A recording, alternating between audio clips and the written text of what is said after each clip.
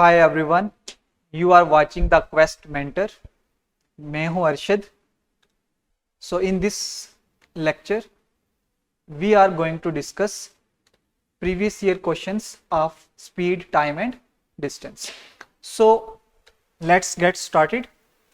In question number 1, 3 persons are walking from a place A to another place B. Their speeds are in the ratio of 4:3:5. The time ratio to reach B by these 3 persons will be. हमको find करना है 3 person से जो एक place a से place B की तरफ walk कर रहे हैं और उनकी स्पीड्स की रेशियो दी गई है. ठीक है ना, उनकी जो स्पीड है उसकी रेशियो क्या दी गई है जी, 4:3:5. हमको टाइम रेशियो फाइंड करना. देखिए टाइम रेशियो क्या आएगी. आप देखिए ये डिस्टेंस जो है, डिस्टेंस सेम है, मींस डिस्टेंस कांस्टेंट है. तो उस केस में जो है स्पीड और टाइम का जो है क्या रिलेशनशिप होता है, हमने लेक्चर नंबर 1 में डिस्कस किया है कि if distance is constant then speed is inversely proportional to time. Means अगर आपका डिस्टेंस कांस्टेंट है सो इन दैट केस स्पीड और टाइम का इनवर्स रिलेशनशिप होता है. ठीक है, तो अगर आप यहां से टाइम की रेशियो फाइंड करेंगे तो 5:3:4 इनवर्सली आपने कर दिया. तो क्या ये आपका आंसर सही होगा? ये आंसर आपका गलत है. अब आप पूछेंगे व्हाई, क्यों गलत है? क्योंकि ये वाला जो कंसेप्ट है ना, ये सिर्फ 2 चीजों के लिए यूज होता है. मतलब जब 2 चीजों को आप कंपैरिजन करते हैं या 2 ऑब्जेक्ट्स के बीच में कंपैरिजन करते हैं, इन दैट केस आप बोलेंगे कि अगर डिस्टेंस सेम है तो speed inversely proportional to time है.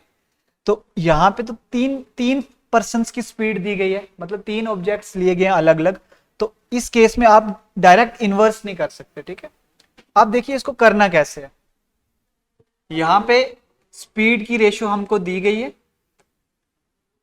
4:3:5. तो मान लीजिए ये पहले पर्सन की स्पीड है, ये दूसरे की और ये तीसरे की, S1 S2 S3. तो फर्स्ट ऑफ ऑल हम दो कंपोनेंट्स में इनको ब्रेक करेंगे. S1 और S2 की स्पीड की रेशियो कितनी है, 4:3. अब 2 चीजों के लिए अगर डिस्टेंस सेम है तो टाइम इनवर्सली प्रोपोर्शनल होता है. तो T1 और T2 की रेशियो क्या आएगी यहां से, वो आएगी 3:4. ओके, एंड अब S2 और S3 की रेशियो क्या दी गई है, S2 और S3 की रेशियो दी गई है स्पीड्स की 3:5. और यहां से क्या इंप्लाइज होगा, T2 और T3 की रेशियो क्या आएगी, 5:3. क्योंकि जब डिस्टेंस सेम होता है 2 ऑब्जेक्ट्स के लिए स्पीड और टाइम का इनवर्स रिलेशनशिप होता है. अब देखिए हमको फाइंड करना है, we have to find T1 T2 और T3. ठीक है, अब यहां पे आप देखिए T1 और T2 की रेशियो देखिए, T1 T2 की रेशियो 3:4 है और T2 और T3 की रेशियो क्या आ रही है, 5:3. ओके, अब देखिए यहां पे T2 और T2 कॉमन है, लेकिन क्या रेशियो में भी ये कॉमन है, यहां पे 4 है और यहां पे 5 है. तो ये कॉमन होगा तभी आप कंपैरिजन करेंगे 3 पार्ट्स का. अब इसको कॉमन बनाने के लिए आप क्या करेंगे कि ये 4 और यहाँ पे 5 है, तो इनको कॉमन बनाने के लिए इस वाली इक्वेशन को आप 5 से मल्टीप्लाई कर देंगे और इस वाली को 4 से मल्टीप्लाई कर देंगे.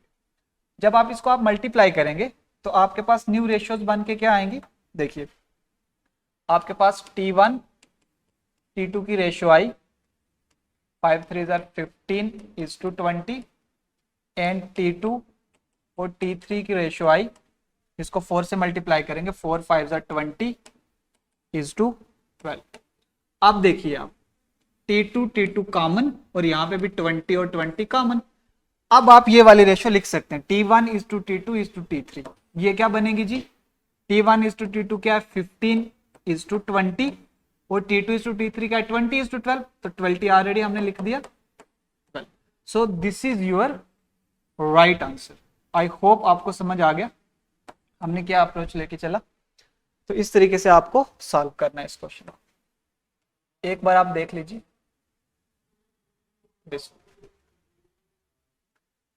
चलिए अब हम चलते हैं next question. So our next question is, a person travels from home to school at a speed of 60 km per hour and then returns back from school to home at a speed of 40 km per hour. Find his average speed. तो ये question है हमारा कि एक person है, वो अपने घर से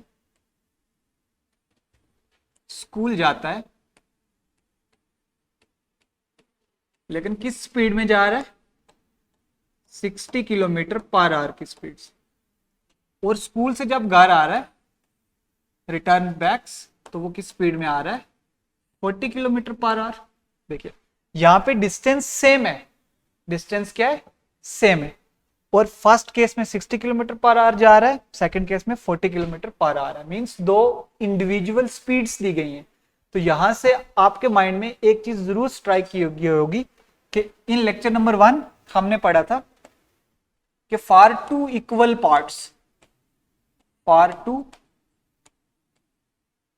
पार्ट्स जो अवरेज स्पीड होती है, अवरेज स्पीड का फॉर्मूला होता है जी twice x y divided by x plus y, where both x and y are individual speeds. ये हम सीख चुके हैं कंसेप्ट। तो यहां पे देखिए दो इक्वल पार्ट्स की बात हो रही है। पहले बंदा होम से स्कूल जा रहा है, वो फिर स्कूल से वापस घर आ रहा है, होम आ रहा है। तो यहां पे ये आपका x किलोमीटर पर आ रहा है, मीन 60 किलोमीटर पर आवर चल रहा है, और वापस 40 किलोमीटर पर आवर आ रहा है। तो अब आप देखिए यहां पे ये आपका x हो गया और this one is your y हो गया। अब आपको सिंपली x और y की वैल्यू सब्स्टिट्यूट करनी है, तो आपका आंसर आ जाएगा। ठीक है, तो अब देखिए, सो देयरफॉर एवरेज स्पीड क्या हुआ, your average speed is twice xy, twice 60 into 40 divided by x plus y, 60 plus 40, 6 to the 12, 12 4s are 48, साथ में 2 0 divided by 100, 2 0 2 0 cancel, 48 by 1 48, so 48 kilometer per hour is the correct one. I hope clear हो गया। देखिए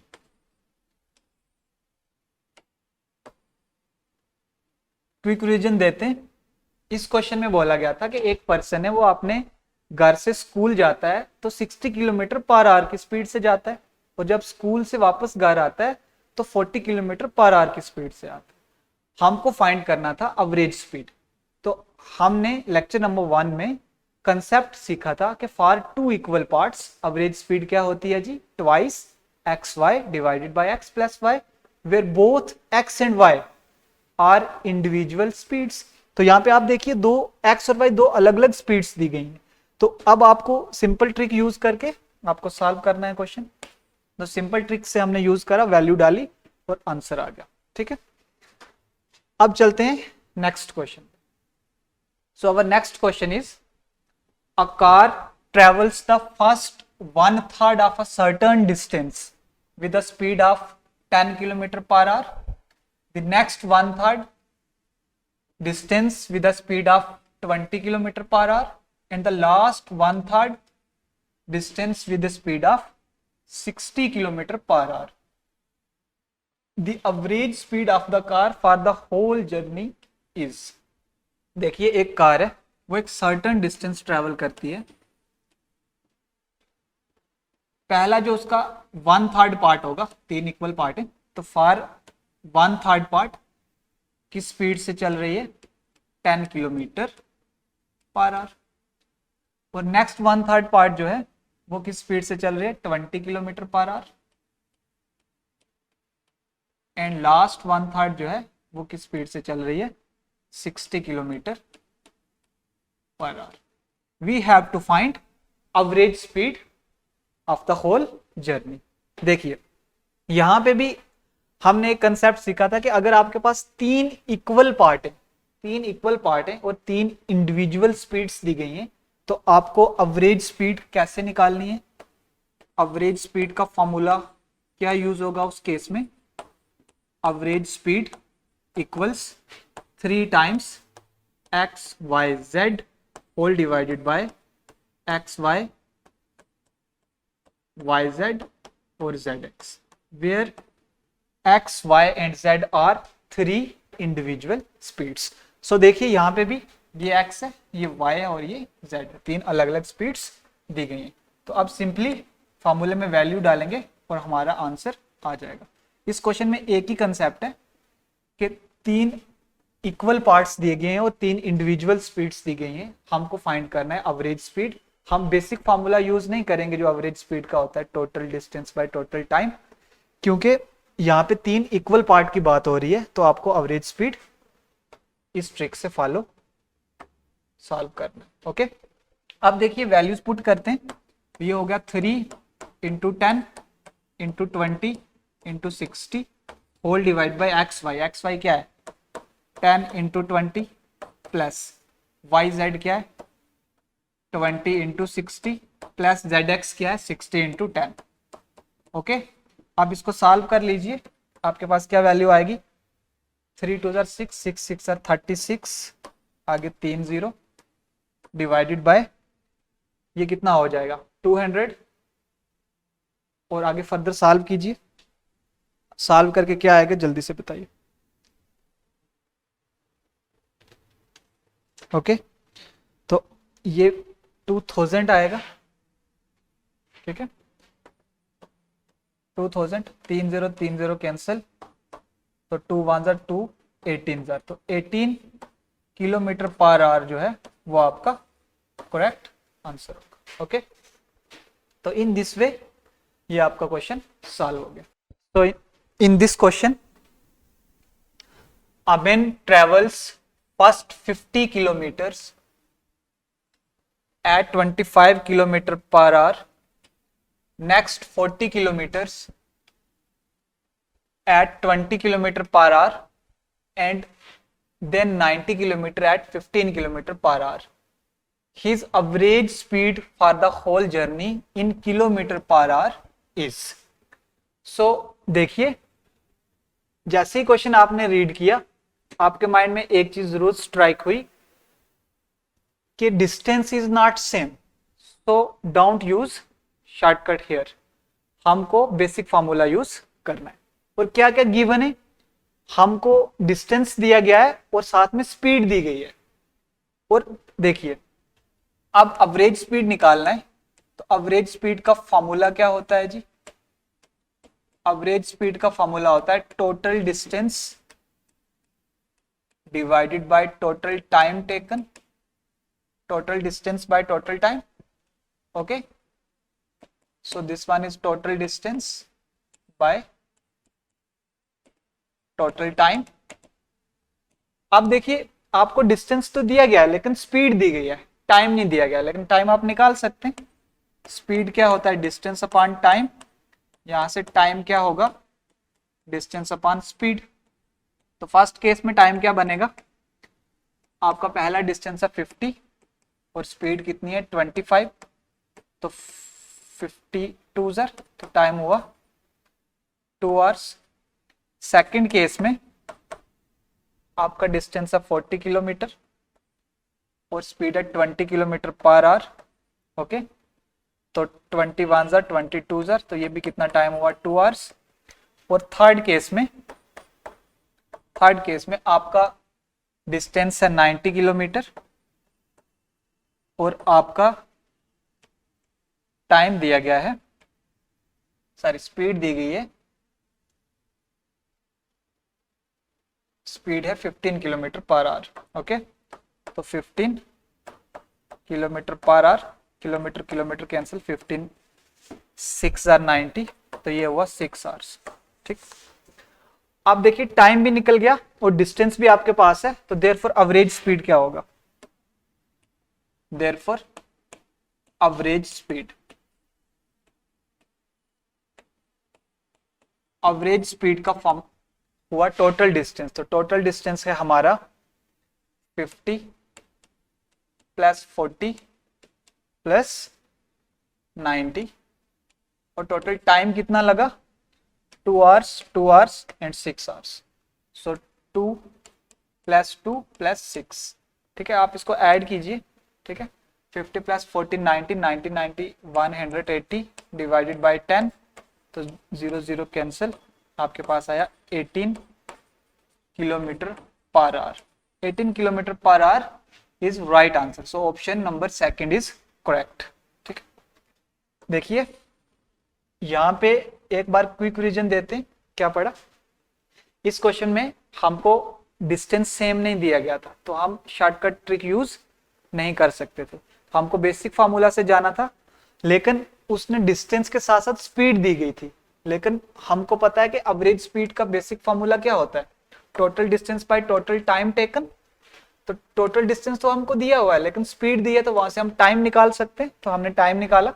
total time क्या हुआ, add कर देना है सबको। अब सिंपली फार्मूले में वैल्यू सब्स्टिट्यूट करी एवरेज स्पीड की, तो इसको सिंप्लीफाई करा, आपका आंसर आ गया। ओके, सो आई होप यहां तक आपको चीजें क्लियर है। अब चलते हैं नेक्स्ट। सो नेक्स्ट क्वेश्चन है कि a man walks at the rate of 5 kilometre per hour. At the rate of का मतलब हुआ स्पीड ही दी गई है, ठीक है ना। तो for 6 hours and 4 kilometre per hour for 12 hours. हमको एवरेज स्पीड फाइंड करनी है मैन की, लेकिन किलोमीटर पर आवर में। The average speed of the man in kilometre per our. ठीक है, क्वेश्चन रीड हो गया। जैसे ही क्वेश्चन आपने रीड किया, यहां पे देखिए आपको स्पीड और टाइम दिया गया है इस केस में। ठीक है, तो स्पीड दी गई है और टाइम दिया गया है, और आपको एवरेज स्पीड फाइंड करनी है। और यहां पे भी डिस्टेंस जो है वो सेम नहीं है। ठीक, डिस्टेंस सेम नहीं है। अब देखिए, अब आप क्या करेंगे? सबसे पहला point, here distance is not same. ये आपके माइंड में चीज स्ट्राइक जरूर हुई होगी। ठीक, उसके बाद 5 किलोमीटर पर आवर का क्या मतलब हुआ? देखो, 5 किलोमीटर पर आवर का मतलब हुआ कि 1 घंटे में कितना डिस्टेंस ट्रैवल करता है? 5 किलोमीटर। अब देखो, लेकिन ये person 5 kilometre per our speed कितने घंटे के लिए चला है? 6 आवर्स के लिए। मींस अगर 1 घंटे में 5 किलोमीटर ट्रैवल करता है, तो 6 आवर्स में कितना ट्रैवल करेगा? 6 घंटे में कितना करेगा जी? 5 इंटू 6 मीन्स 30 किलोमीटर। तो 30 किलोमीटर आपका डिस्टेंस निकल गया यहां से। अब दूसरा केस देखिए, 4 kilometre per hour for 12 hours. Means 4 kilometre per our का मतलब हुआ कि 1 घंटे में 4 किलोमीटर ट्रैवल करा, और देयरफॉर अब 12 आवर्स में कितना ट्रैवल करेगा? 12 आवर्स में ट्रैवल करेगा 12 इंटू 4, सो 48 किलोमीटर। अब आपको डिस्टेंस निकल गया है दोनों केसेस में, और टाइम आपको दिया गया है। ठीक, अब आप एवरेज स्पीड निकाल सकते हैं। Therefore average speed, average speed हुआ total distance by total time taken. Total distance है 30 प्लस 48 बाय टोटल टाइम कितना है? 6 आवर्स प्लस 12 आवर्स। तो अब आप इसको सिंप्लीफाई कीजिए, 78 बाय 18, तो 6 3 ज़र 6 13 ज़र, तो 13/3 आया। अब ये फर्दर कैंसलेशन ला नहीं लगेगा। अब ये इम्प्रॉपर फ्रैक्शन है तो इसको हम मिक्स्ड फ्रैक्शन में कन्वर्ट करेंगे। तो 3 4 12, 4 × 1/3, तो kilometre per hour is your right answer. So option number B is correct. अब बहुत सारे स्टूडेंट्स ऐसे हैं जिनको इस कन्वर्जन में भी डाउट आता है। मान लो आप इतना सॉल्व कर भी लेते हैं लेकिन उसके बाद भी आप ऑप्शंस गलत करके आते हैं, क्योंकि ये वाली जो चीज़ है ये कहीं ना कहीं लैग कर जाती है। तो आप देखिए इसका बेसिक कंसेप्ट सिखाता हूं मैं आपको, हाउ टू कन्वर्ट। यहां तक तो क्लियर हो गया। आप देखो 13/3 आया था आपका, ओके। तो 13/3 ये एक इम्प्रॉपर फ्रैक्शन है, इम्प्रॉपर फ्रैक्शन। देखो 3 टाइप की फ्रैक्शंस होती हैं हमारे पास, एक होती है प्रॉपर, एक होती है इम्प्रॉपर और एक होती है मिक्स्ड फ्रैक्शन। अब प्रॉपर फ्रैक्शन वो वाली फ्रैक्शंस होती है अगर आपका न्यूमरेटर डिनोमिनेटर से छोटा आता है तब आप उस फ्रैक्शन को बोलते हैं प्रॉपर, और अगर आपका न्यूमरेटर डिनोमिनेटर से बड़ा आ जाता है तो उस केस में क्या होता है, इम्प्रॉपर। ठीक है, एग्जाम्पल के तौर पे जैसे हमने लिया 1/2, तो ये एक प्रॉपर फ्रैक्शन है क्योंकि यहाँ पे जो न्यूमरेटर है वो डिनोमिनेटर से लेस है। फॉर एग्जाम्पल 3/5, ठीक है, तो ये भी कौन सी फ्रैक्शन है, improper at extra. Similarly proper, क्योंकि न्यूमरेटर लेस देन डिनोमिनेटर है। इम्प्रॉपर में क्या होता है, न्यूमरेटर बड़ा होता है डिनोमिनेटर, जैसे 7/3 हो गया, जैसे इस केस में 13/3 हो गया। ठीक है, उसके बाद 12/5 हो गया एट एक्स्ट्रा। तो ये वाली फ्रैक्शंस इम्प्रॉपर फ्रैक्शंस हैं। व्हाई, क्योंकि यहाँ पे न्यूमरेटर डिनोमिनेटर से बड़ा है, ठीक, ग्रेटर है। अब मिक्स्ड फ्रैक्शन कौन सी फ्रैक्शंस होती हैं, मिक्स्ड फ्रैक्शंस, मिक्स्ड फ्रैक्शंस देखिए, मिक्स्ड फ्रैक्शंस वो वाली फ्रैक्शंस होती हैं, वो कॉम्बिनेशन होता है एक होल नंबर का और एक साथ में प्रॉपर फ्रैक्शन का, combination of whole number and proper fractions. Means for example हमने लिखा 1 × 2/3, तो ये 5/3 की मिक्स्ड फ्रैक्शन बन के आई। तो अब ये मैंने निकाला कैसे, यही चीज हम यहां पे सीखेंगे। फॉर एग्जांपल देखिए हमारे पास है 13/3, तो आप 3 को 13 से डिवाइड करेंगे तो 3 4 12, तो यहाँ पे 1 बच गया, ये रिमाइंडर होता है, दिस वन इज क्वोशिएंट, ये आपका डिवाइजर होता है, ओके, और this one is your dividend. तो अब जब भी आपको फ्रैक्शन लिखना है तो फ्रैक्शन आप कैसे लिखते हैं, वो आपकी फ्रैक्शन बनती है Q × R/D, मतलब quotient into reminder by divisor. तो क्वोशिएंट आपका कितना है 4, रिमाइंडर कितना है 1 और डिवाइजर कितना है 3, तो 4:1/3 आ गया मिक्स्ड फ्रैक्शन किसकी, 13/3 की। आई होप समझ आया। अगर ये तो डिवाइड करना है, अगर आपको डायरेक्ट माइंड में भी आप कर सकते हैं कि जैसे 3 का टेबल आप पढ़िए 13 तक, तो 3 4 12 होते हैं, 3 5 15 हो जाते हैं, लेकिन यहाँ पे तो 13 तक है, तो 3 4 12 हो गया, बाकी कितना बच गया 12 के बाद, यहाँ पे एक नंबर बच गया, 12 और 1 13, और 4:1/3 करके लिख दीजिए, सिंपल। तो एक तो ये तरीका हुआ, एक सिंपल डिवाइड करके हुआ। तो आई होप यहां तक क्लियर किस वे से हमने करा।